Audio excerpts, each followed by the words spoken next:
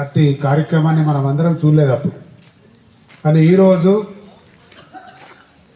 ఆ అసెంబ్లీలోని చర్చించినటువంటి కొన్ని ముఖ్యమైన అంశాలు ఏవైతే మనకు 8, 9, 10 తరగతుల్లో ఉన్నటువంటి అంశాలను తీసుకొని ఈ కార్యక్రమాన్ని ఏర్పాటు చేయడం జరిగింది.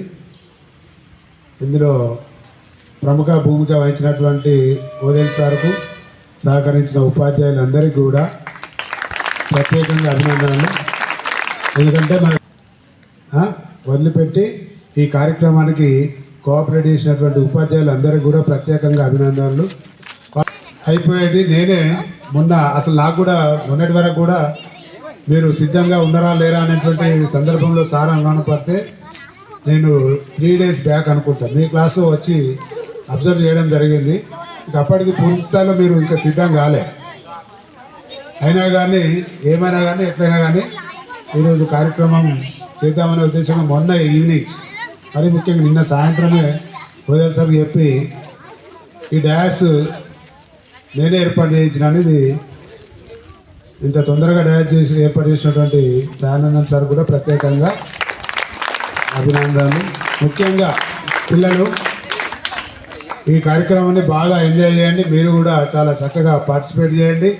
Okay, before going to participate you must feel the character.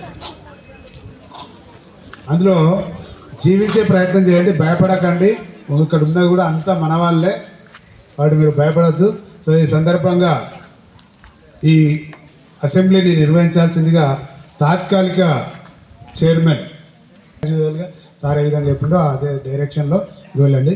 Thank you very much. వనండి. This is the time for session 1.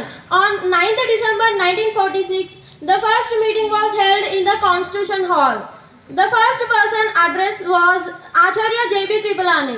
Sachidananda Sinha became temporary chairman.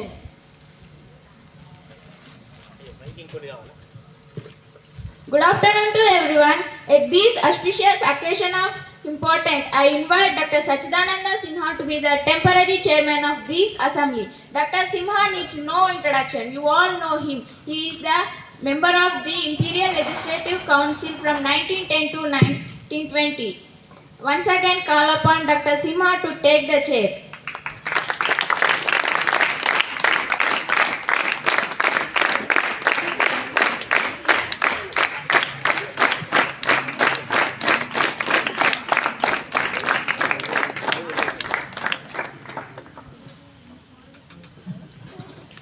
Good afternoon everyone. I am deeply beholden to you for your having agreed to accept me as the first president of your Constituent Assembly, which will enable me to assist you in transacting preliminary business before the House, such as the election of your permanent president, the framing of the rules of business, the appointment of various committees, and settling the question of giving publicity to keeping confidential your proceedings, which will ultimately lead you to crown your labels by formulating a suitable and stable constitution for an independent India. Now, I think we shall start the formal business, which is the presentation of credentials and signing of the register. I will present my credentials to myself, though honorable members must pass through certain formalities. We tested this matter today and found that it would take a minute and a half, if not 2 minutes. After signing his name, each member were to ascend this platform by circuitous route and shake hands with the chairman, and then return to this seat. So I have thought that formalities may be dispensed with. The secretary will now call out of the names of honorable members who will come up, present to him their credentials and sign their names and go back to their seats. The following members then presented their credentials and signed their names in the register.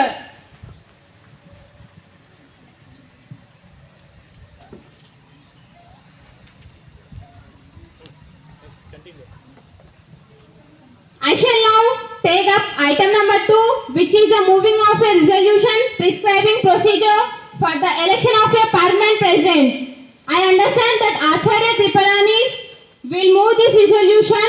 I invite him to do so. Mr. Chairman, with your permission, I propose to run this prescribing of the president of the chairmanship. This resolution runs thus. A assembly hereby by resolution the following rules for the election of the chairman adopted. At any time before 2:30 p.m. today, any member nominate another member. At any time the temporary chairman shall read out the names assembly and who have been duly nominated together with those days of purpose and seconders. The resolution has been duly moved and seconded. I shall put it the vote now. Well, now all the amendments having been disposed of, I put it formally to the House. Now that Acharya Kripalani's resolution be carried. The resolution was adopted. I declare Acharya Kripalani's duly carried. Dear members, nominations start now.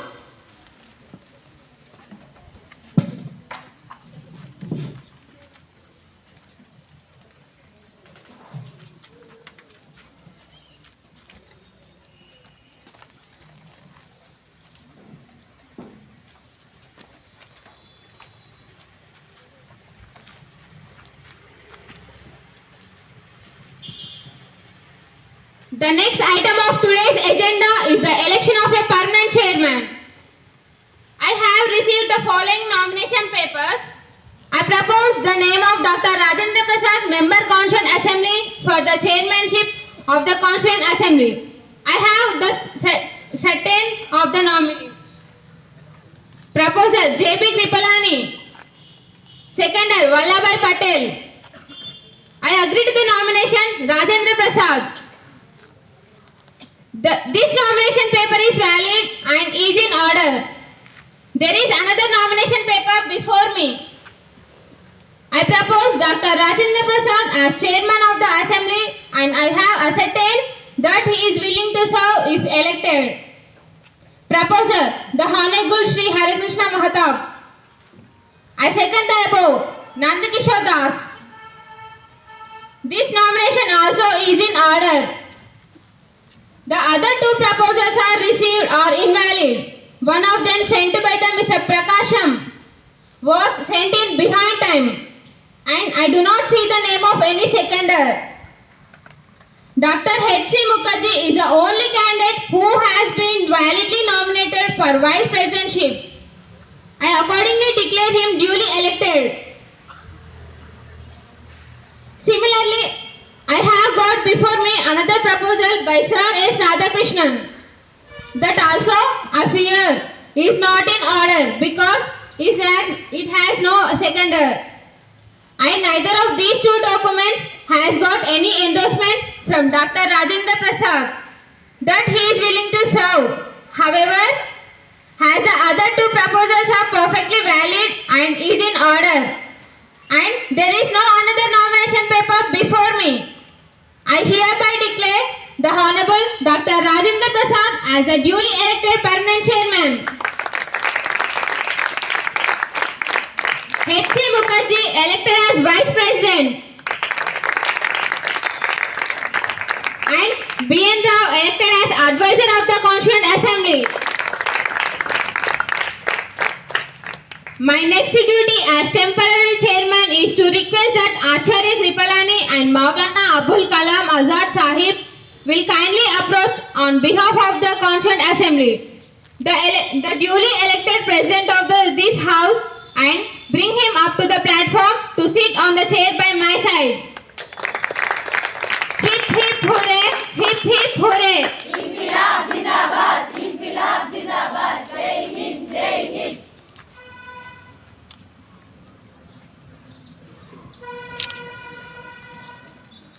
Now that the permanent elected chairman of the house has taken his seat, it is open to honorable members to offer to him their congratulations. I call upon Sir S. Radhakrishnan to be the first speaker.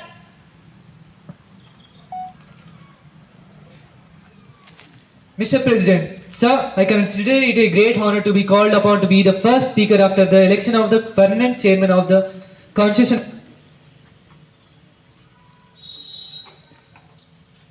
to offer to him on behalf of this house our most respectful congratulations on the unique honor that has been conferred on him. I call upon Khan Abdul Ghaffar Khan. Mr. President, sir, I know Babu Rajendra Prasad well. People who happen to live together in prisons and in other places of pain and sorrow get good opportunity to know each other. I am proud that I have lived a long time with Babu in prison with Babu Rajendra Prasad. I know him well. I know his habits, and I can say that the greatest quality he possesses, and which every Indian should possess, is that his mind is free from communal bias. Unfortunately, people in India have different prejudices. You all know of Hindu food and Muslim food. Babu Rajendra Prasad is free from all prejudices. I shall now request Bulbul Ain, the Nightingale of India, to address the house not in prose but in poetry. Mr. Chairman, the manner of your calling me is not constitutional. Order. No reflection on the chair, please. It reminds me of some lines of the Kashmiri poet who said, बुलबुल को गुल मुबारक, गुल को चमन मुबारक, रंगीन सुकान मुबारक. And today we are steeped in the rainbow colored tints of speeches in praise of my great and comrade Rajendra Prasad.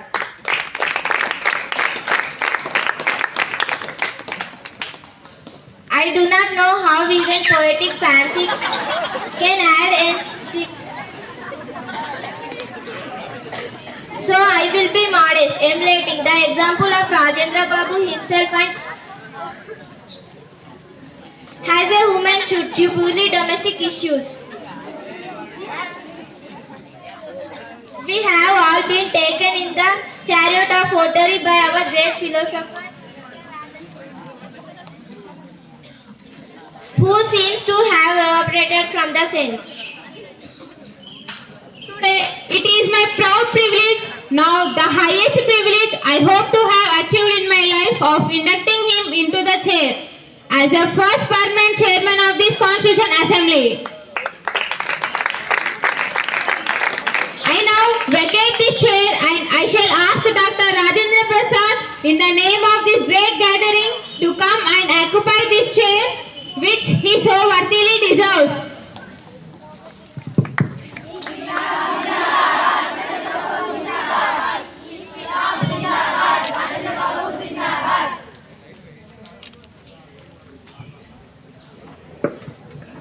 Brothers and sisters, pardon me if I say that I feel overwhelmed with the burden you have placed on my shoulders by entrusting with me the most important duty. By lifting me for this high rank, you have bestowed upon me an honor which is a great honor for an Indian. My particular thanks due to Dr. Sinha, who continued in the chair and did not throw additional burden upon me. At that time, I shall freely give you whatever strength God has bestowed upon me, whatever little wisdom I have, and whatever experience the world I have. I hope you will unstintingly give me the support that you can give me.